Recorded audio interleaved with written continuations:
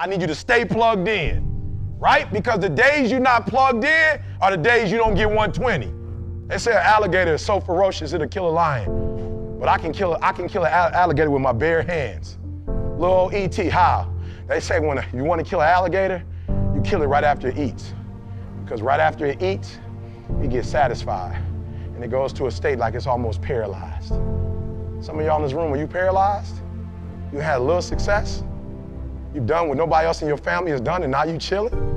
Come on, you ain't hungry no more? Next 100, I need you to stay focused. Why? You should still be hungry. What have you eaten that's got you satisfied? What have you done? What have you accomplished that got you so full? What are your goals? Are you going into the future by using your faith before you actually get what you want? Before you reach that goal, you have to live it in the future and take every step that you need to take to get to that dream. You're not waiting to reach that goal. That goal is waiting on you. We are the creators. We are the innovators.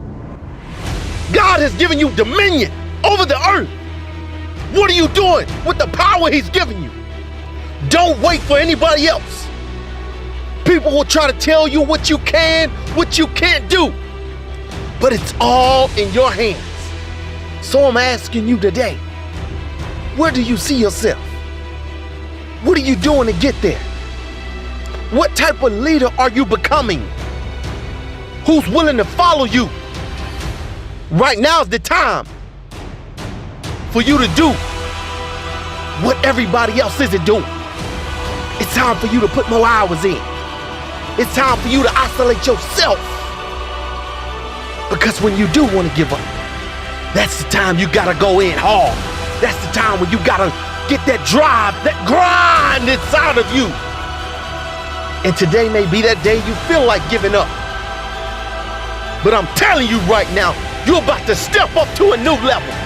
And nobody will be able to stop you once you go through this. Yeah, you may have failed the class. Yeah, you may have been divorced. Yeah, you may have lost a child. Yeah, you may have lost a loved one. But don't give up. Fight harder than ever. Show the world that you are going to be great. That the trials in life will push you forward. No one can stop you but you. But you first have to change your mind.